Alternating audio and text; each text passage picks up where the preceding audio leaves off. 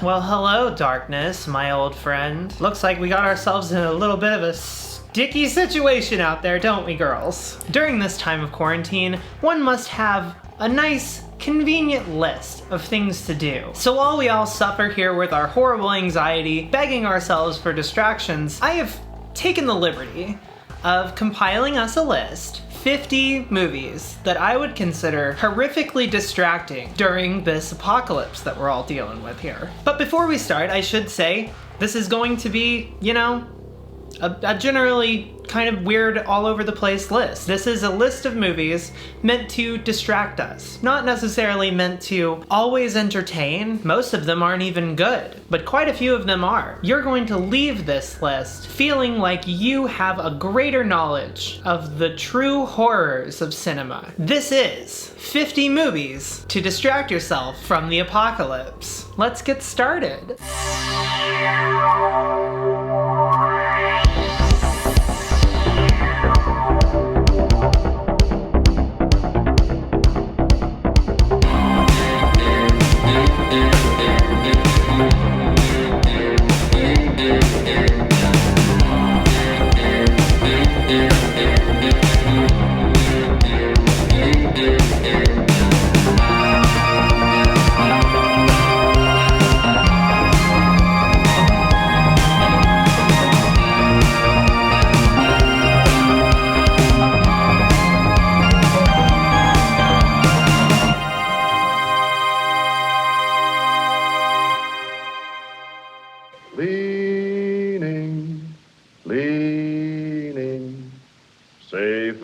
Secure from all. Night of the Hunter is absolutely fucking horrifying. The movie stars Robert Mitchum as a murder priest who wants to kill babies. The movie's main characters are the babies, which have to run away from the murder man.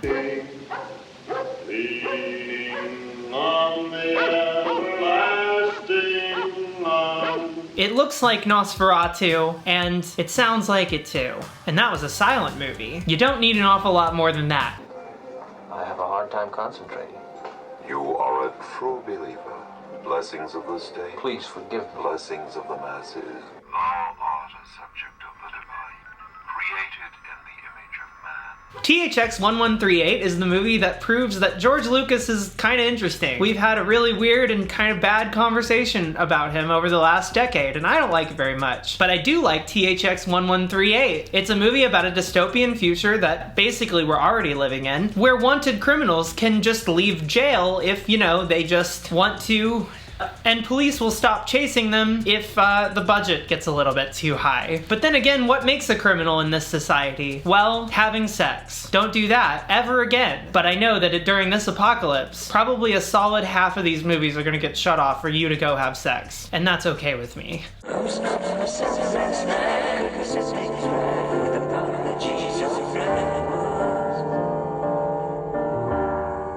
If this is your first introduction to this film, might I let you know that I think it is a comedy? It's a really funny and entertaining film that has fantastic music, a lot of spooky social commentary about the nature of the music industry being completely exploitational, and let me tell you, that's true. But it also features prominent horror elements. Great performances. Jessica Harper, pre-Suspiria, is in this film, and it's raining outside, and that's kind of loud. In all honesty, Phantom of the Paradise is probably my favorite movie, so, you know, do it for me.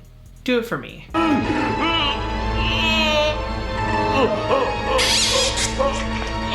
My boy Ricky gets locked up in prison, so he has to fight a whole bunch of just big boys. Different boys, fighting boys, all kinds of boys, really. And the one common factor that brings all of these boys together, beyond the fact that they love violence, is the fact that they're all bleeders. Holy shit.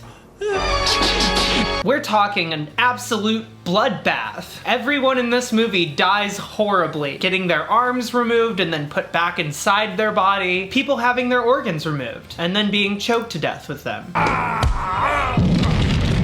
This movie is fucking insane, and it sure is the perfect distraction for what's going on outside. Medea.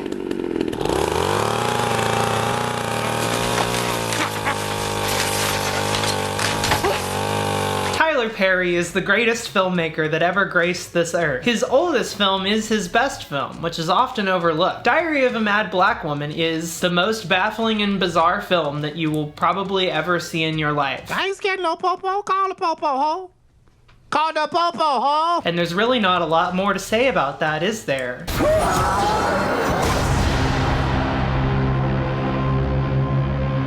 Mandy is a movie that is several different genres at once, but the majority of it is a complete anime. If you like anime, Nicolas Cage, debatably good performances, fucked up atmosphere, and horrible violence, then you're going to love Mandy.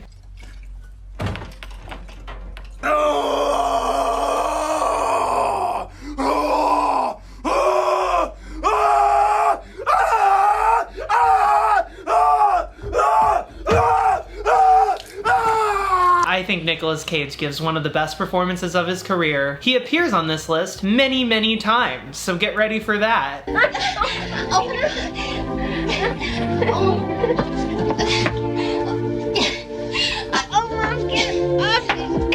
So, you know, what in the world could possibly be scarier than the rapid spread of a growing disease? Well, a rapid spread of a growing lion population. Hurry!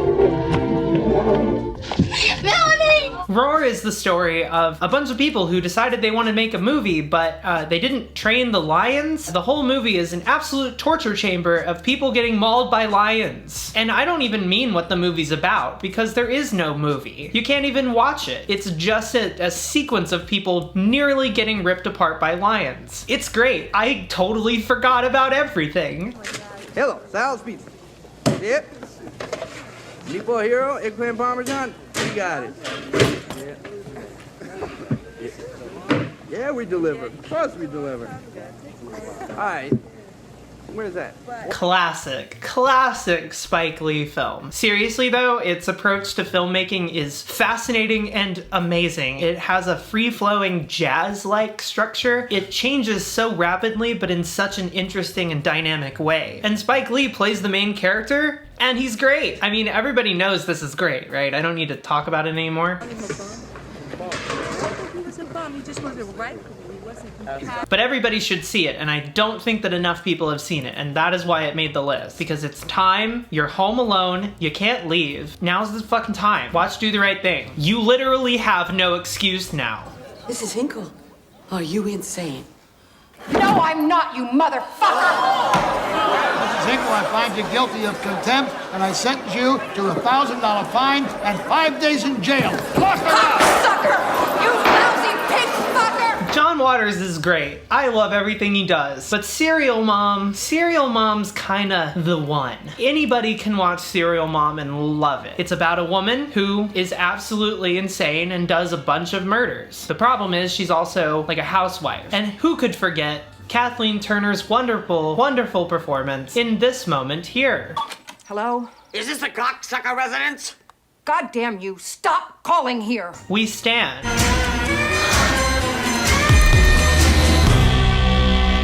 So y'all like Old Boy, and Old Boy is real cool, and everybody's seen Old Boy, but a lot of people missed out on the movie that really solidified Park Chan-wook as an incredible filmmaker to me, The Handmaiden. This movie is rich, vibrant, constantly evolving to the point where every time you feel like you've caught up with it, actually no, you haven't caught up with it. And it features one of the most authentic love stories that I've ever seen in a movie. If you want to replace all your bad feelings with good feelings, might I recommend you watch The Handmaiden and feel good feelings. They are still out there, y'all. You can still feel good feelings right now. Unfortunately, they have to be dripped into your IV, but they're there. 我真係冇出賣海叔㗎，即係有咧。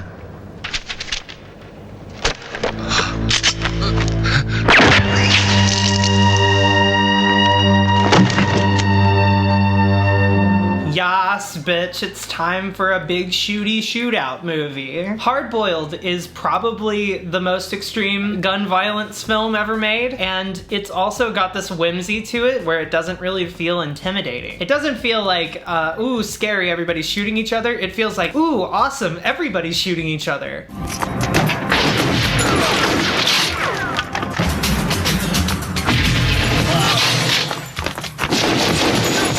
directed by John Woo, and in my opinion, it's kind of tops as far as John Woo. There's not a lot of movies that he's made that really come close to quite how fucking insane this movie is. 大丈夫。幻想が実体化するなんてありえないもの。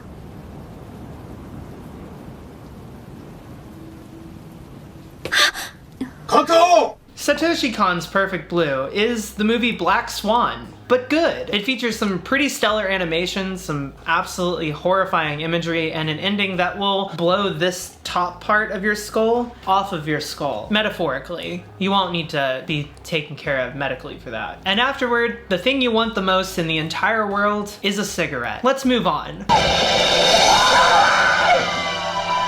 Pero había un hálito de maldad dentro de ella, listo para revivir y atacar a seres inocentes. Eso solo podría ser la obra de lo que ustedes llaman el demonio. This accidental lesbian representation is a movie that is Dracula spelled backwards, and it doesn't have anything to do with Dracula at all. It's about two women at a nunnery who discovered the devil and his wonderful charms, and then they go off and begin doing devil shit, like blowing up nuns with their mind and setting fire to a church, again, with their mind. You sure will like it. There's a goat man in it.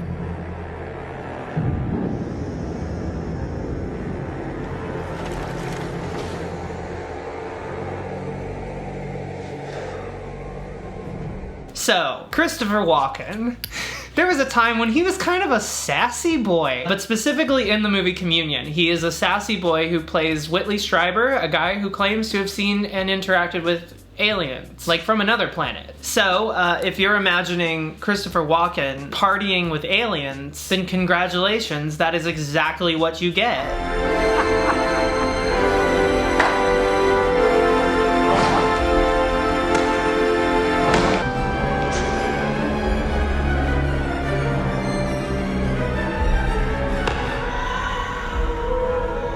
Do a trick.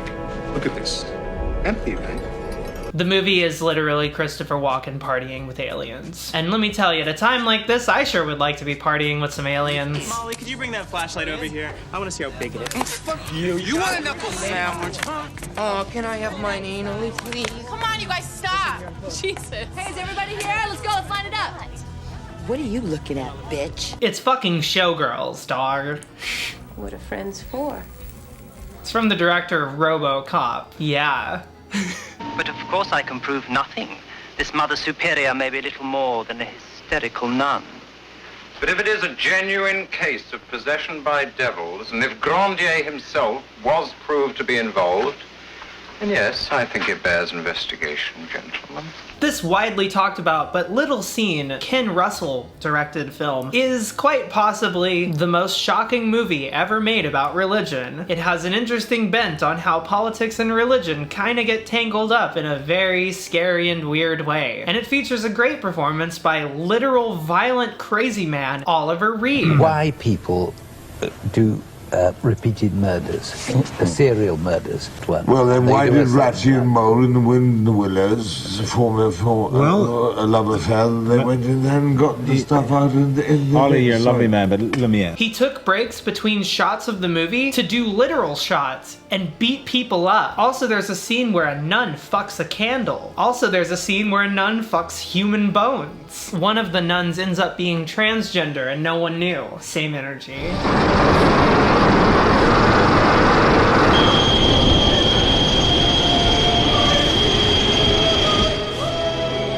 There's a crisis. It's Godzilla, and no one's prepared. Sounds a lot like now times.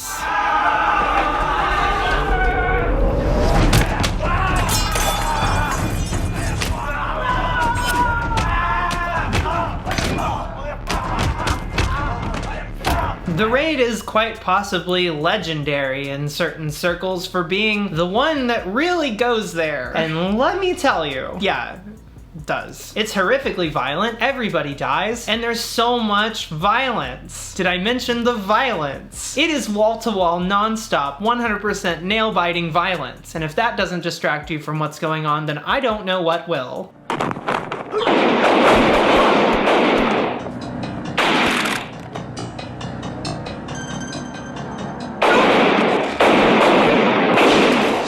The Killer is an awkwardly poetic film directed by John Woo, which also features horrific gun violence. But not in like the hard-boiled way where it's fun, but like in the really emotionally stringent way. The Killer is one of a kind, and it feels like the only movie that's ever really made me feel that way, whatever that means. Love me. What I'm really interested in is love. Icon. Icon. Oh, bitch. Yeah, that's right. You stabbed that guy. You can put on that wig, bitch, but you're never gonna be her.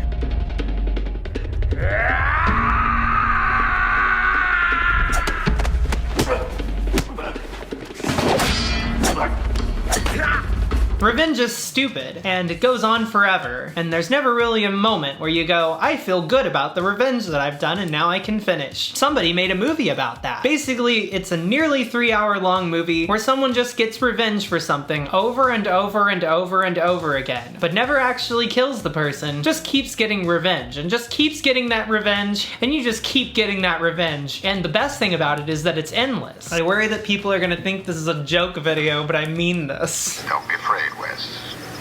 Nobody wants to harm you. Nobody wants to kill you. You're one of them.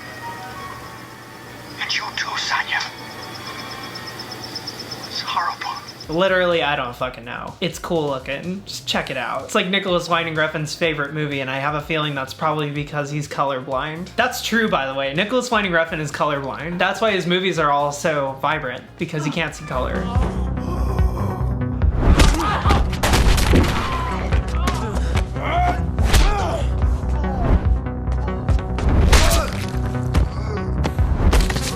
Hot take, I think that Simon Barrett and Adam Wingard's movies are good. All of them. Sorry. She's crazy. She likes weird movies. Oh, you drink that? Yep. The Guest is a movie about a man who might be a cyborg, definitely might be doing Terminator 2 shit behind everybody's back, and it's fucking lit. But what if he was also charming as shit and kind of hot?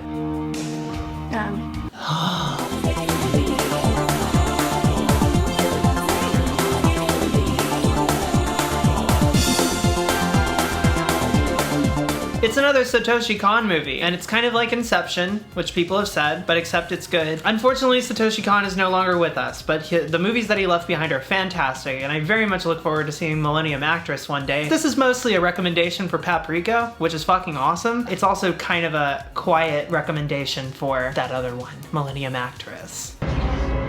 The full moon became like blood. And the great mountain burning with fire, was thrown into the sea. So earlier I mentioned Ken Russell. Did you know that his movies are all weird? Altered States is about somebody who takes a whole lot of drugs and then they de-evolve back to their primordial state. Then they run around as a primordial human, causing a whole bunch of problems. But I know you would think that would be just the dumbest thing, but actually it's really long and slow and tedious and really interesting. There's a moment in it where somebody goes into a deprivation chamber and is on some sort of horrific hallucinogenic drug. I kind of feel that. Let's all get in one of those.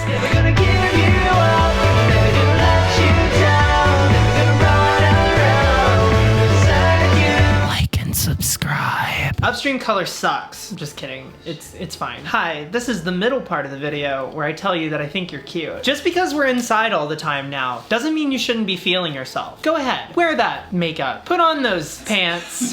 The only entertainment industry that is not currently completely suffering is probably porn. So if you've been thinking about it, now might be the time. Never gonna give you up, never gonna let you down. Shut up. Shut your ugly old-time ancient ass up. Petey Wheatstraw is amazing. First off, if you don't know about Rudy Ray Moore, you need to change that immediately. The man made 4 really iconic and amazing movies that are just kind of now starting to really gain a lot of traction with mainstream people. But the one that you really need to see, in my opinion, is Petey Wheatstraw, which is a movie where apparently he just had some money and decided to do whatever the fuck he wanted. Yes! I'm Petey Wheatstraw, the devil's son-in-law. This movie has karate. This movie has the devil. This movie has everything in it. This movie even has an orgy. Absolutely perfect. If you're looking for a movie that will legitimately surprise you because it shouldn't probably exist, but it does, and that's great, then you should consider checking out P.D. Wheatstraw, the greatest movie ever made. TM.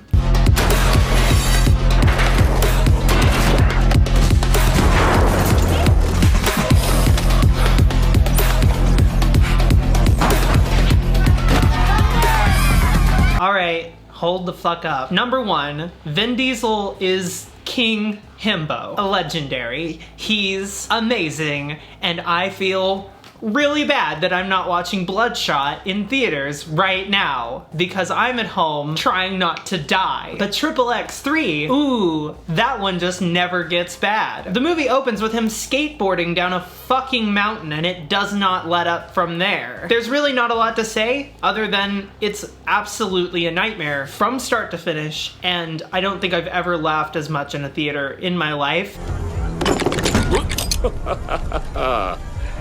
You ever bleed so much when you open your eyes, all you see is red? And I don't even know if I'd call the movie like bad in any way. It was just kind of ridiculous, and he skateboards down a fucking mountain.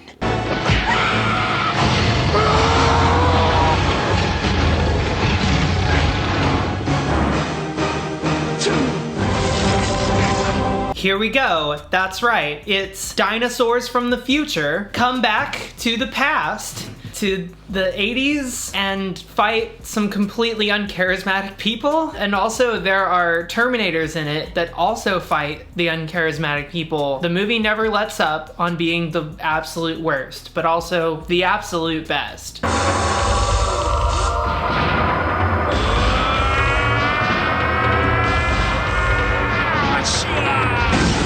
Future War is legendary, at least in this house. Now might be a good time to check out what I would consider to be probably one of the better bad movies that has ever existed, so please watch Future War. Now is the time.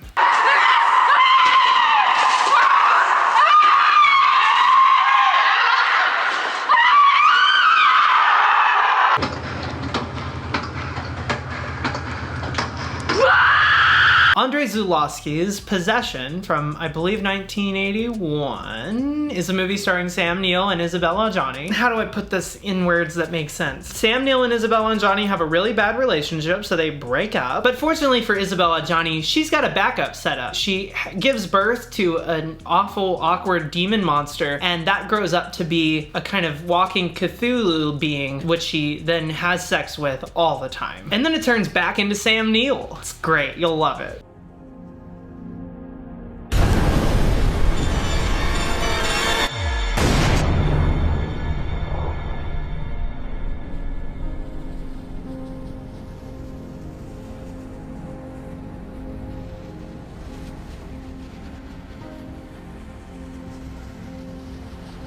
Now you want to talk about the perfect movie that I would consider to be a distracting nightmare of a thing. It's hard to focus on much other than Inland Empire, a movie where quite possibly half of it is a bunch of rabbits sitting around and it has nothing to do with the movie at all. Also, Laura Dern is in it and it's shot on a red, but an early red, so if you know anything about cameras, that's like a really early, ugly digital camera, so it's nearly unwatchable. As I said, it's 3 hours long. You're in for a real treat on this one. I think this is the David Lynch movie that even a lot of his fans don't really get or like, which is why it's the perfect one for you now. Challenge yourself this weekend. Challenge yourself.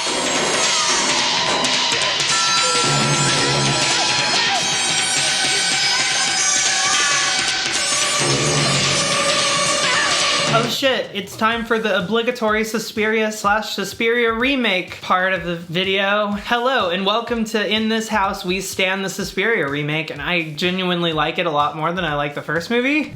3, 4, 1, 2, 3, 4, 1.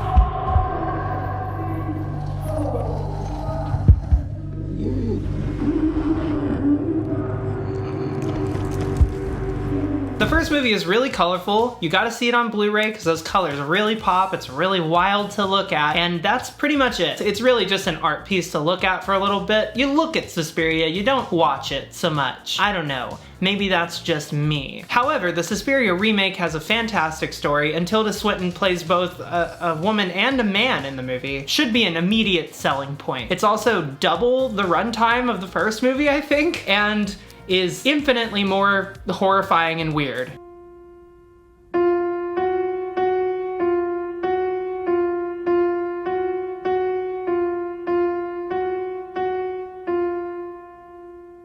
Please, come forward.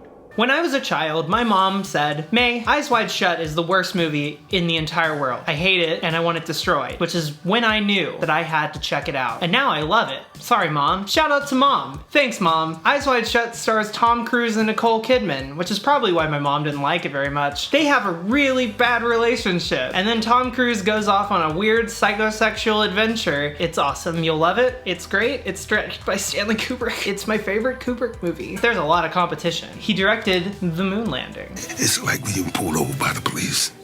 Oh, no, I just use my regular voice when that happens. I just say, back the fuck up off the car and don't nobody get hurt. Man, I'm just trying to give you some game. Sorry to Bother You is directed by Boots Riley, and it is the most fierce, modern takedown of capitalism that I've ever seen. There's really not an awful lot left to say about it other than the fact that the movie basically sells you on the idea that, you know, even if somebody turned you into a dolphin, you would probably be like, this is fine. We just kind of let things happen to us. That might be relevant.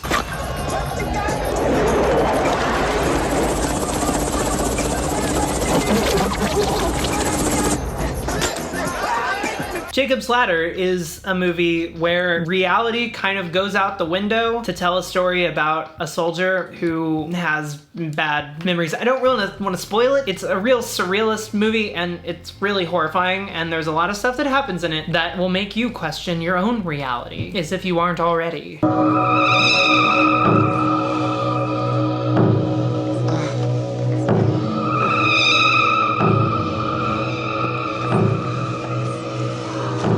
Hello, we have arrived at my favorite Jodorowsky movie. I can't wait for everybody to tell me I mispronounced his last name in the comments, like they always do whenever I say it in any different way. Sangre is a movie about a woman that loses her arms, and her son then has to become her arms for reasons, and then he believes that the arms that he has are actually his mother's and not his. When she begins murdering people with his arms, he feels like he's not doing it. Does that make sense? No? Good. You'll love it. There's an elephant burial in the movie for some reason. Fucking nightmare of a list that I've made here today.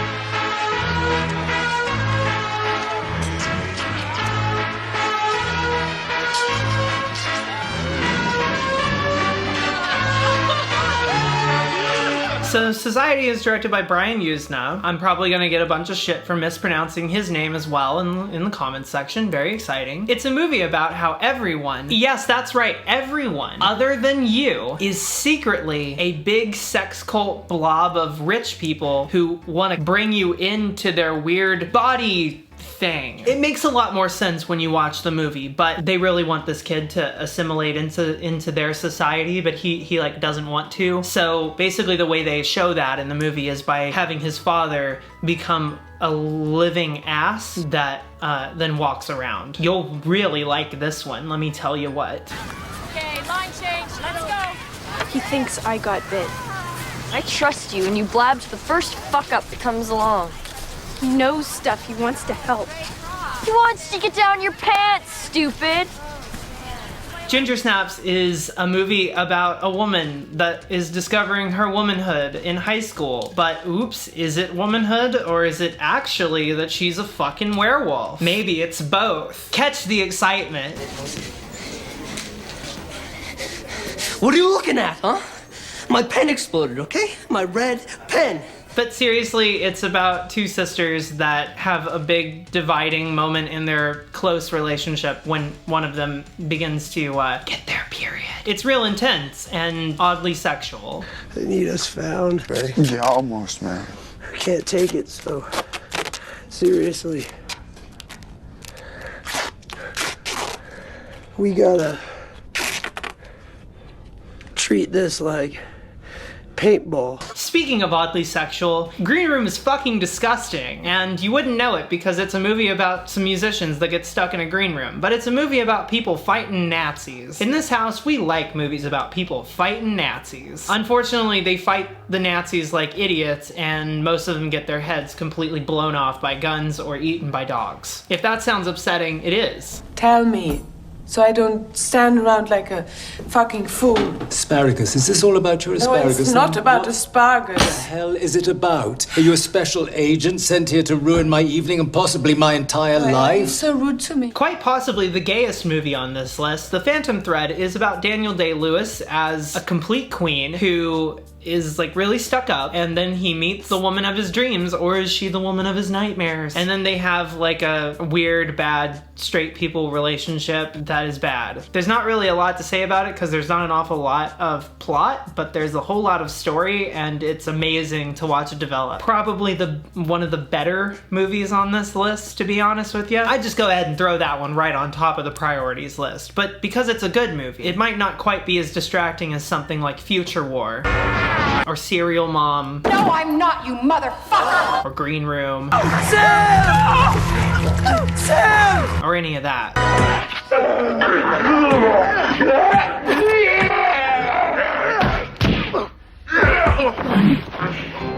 I kick ass for the Lord! So, did you know that Peter Jackson, the director of the Lord of the Rings trilogy, actually directed the goriest movie of all time? That's right, it's called Dead Alive, or Brain Dead. It was made in New Zealand because where the fuck else are they gonna make this? The highlight of the movie, beyond like turning a human being into a walking lamp, the zombies have sex in the movie, and that's really awful to watch. The highlight definitely is the moment where the character picks up the lawnmower and begins chopping people to absolute bits. I mean, you want to talk distracting, Jesus fuck.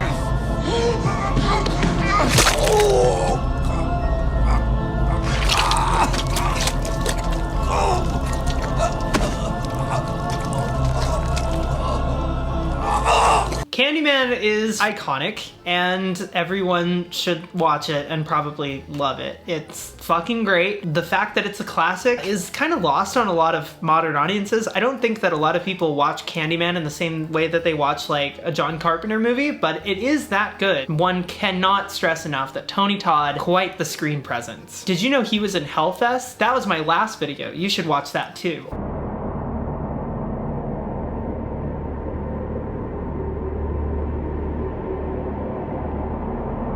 I probably have the most popular analysis video of Beyond the Black Rainbow on the internet on my YouTube channel, so there's a good chance that you know about this. But in the event that you don't know about this movie's really slow and laborious and horrifying.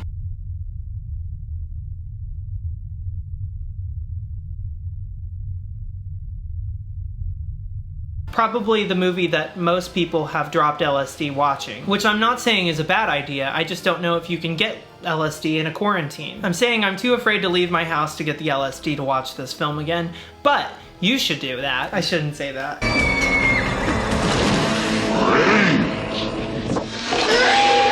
It's a horror comedy, it's great, and it's also nihilistic and absolutely horrifying. A bunch of punks are in it. It has a really casual and weird attitude towards death, like people just die and that's the end and that's it, and there's nothing. It's a real, why did I put this on the list? But I promise it's funny. Come on, man!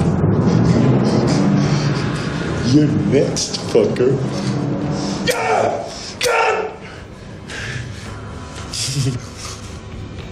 Wild at Heart is also the unlikely David Lynch pick for this list, except, I mean, I don't know, it won the Palme d'Or, and also Nicolas Cage is in it. Nicolas Cage plays basically a guy who thinks he's Elvis Presley, who wears a snakeskin jacket and talks about how it makes him completely unique to everybody else. Hey, my snakeskin jacket! Thanks, baby! Did I ever tell you that this here jacket represents a symbol of my individuality and my belief in personal freedom? You get it, he doesn't see the irony. Laura Dern is in it, there's multiple musical segments. Willem Dafoe plays a guy that has all gum, no teeth. The worst to watch. And it's got this weird Wizard of Oz thing going on. I don't know what David Lynch is up to in this movie. It's wild. But what it is very distracting. Any activity in there?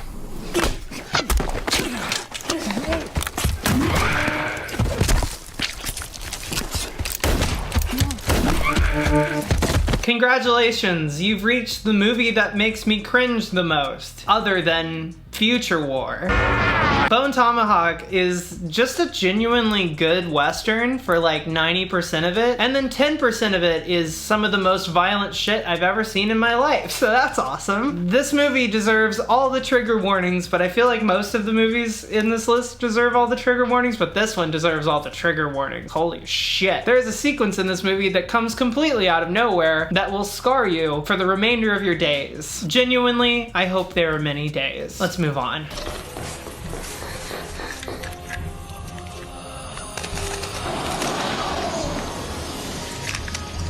Is just a great classic movie. It's still Guillermo del Toro's probably most interesting movie in my opinion. I mean, Devil's Backbone's great, Shape of Water is really good, but in my opinion, Pan's Labyrinth is so high concept and creative, just generally super interesting. The creature designs never get old. I want to buy those action figures. Those are so cool, but I don't think we're gonna be going to Target for a while, so maybe I'll hold on, I'll wait on those. Maybe I'll wait a little bit. You're Norma Desmond. Used to be in silent pictures, used to be big. I am big. It's the pictures that got small. Icon. Okay, so you know there's that like meme that everybody has said since probably like, what, immediately when this movie came out? I'm ready for my close-up, Mr. DeVille. That came from this. When people say it and completely out of context, they're not realizing that it's said by a literal evil person who has no idea that her fading star has faded and she commits murders. You're gonna love this movie. It's a classic and it should be on the Criterion Collection, but where is it? Criterion, listen up. We already had a Blu-ray of Easy Rider. What the fuck?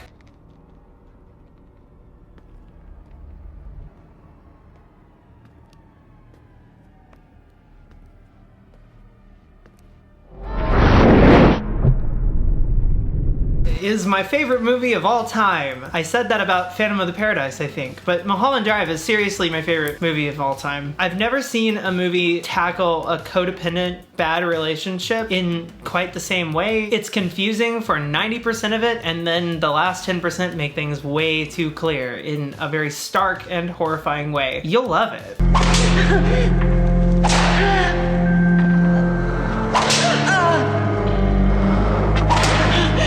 I'm so sorry that you were cooped up in your home and I've just told you to watch Videodrome. It's awful. There's violence and BDSM and someone wants to fuck a TV and then someone becomes a TV. James Woods is in it. It's kind of a drawback, but he's good in it. It's directed by David Cronenberg. I'm sorry. It's the obligatory David Cronenberg pick. I mean, I feel like this is kind of essential. Everybody has to see this, especially with all the concerns about like the way that the media currently is like making a big deal out of like scary things and violence. It has a lot to do with that, and I think you'll find it very interesting. Father Christmas can't come if we haven't got a chimney.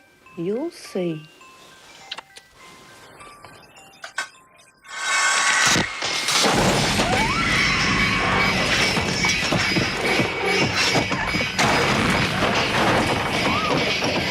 The ultimate dystopian fantasy, directed by Terry Gilliam, who is now kind of embarrassing. It's a movie that is sardonically hilarious, but at the same time horribly depressing. Probably like one of the more accurate depictions of the way that things get fucked up in society over the course of time without us knowing it, versus like something where there is like a big takeover and a big push away from our ethical beliefs and towards something else. It's a slow process that has turned us into bureaucratic nightmares. And it's just perfect for the time period that we're currently living in. I think a lot of people are going to be very interested to rewatch Brazil right now, and if you haven't seen it, now is a great first time to jump into it.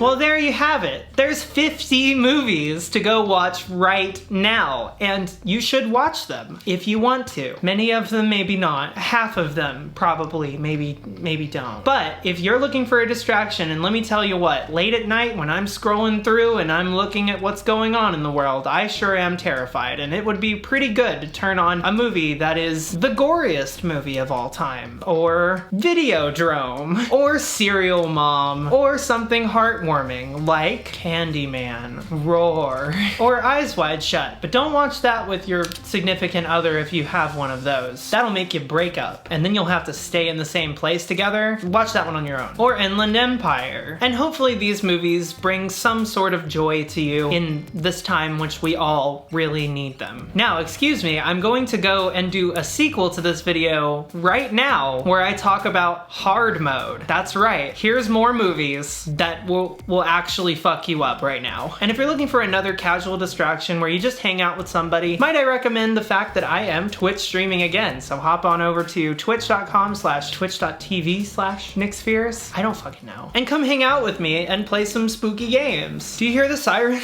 It's getting real bad right now. We gotta watch a movie. We gotta watch The Last American Virgin right now. Like and subscribe. So thank you for watching, and please enjoy this song. This one goes out to all of you who support me on Patreon. Thank you.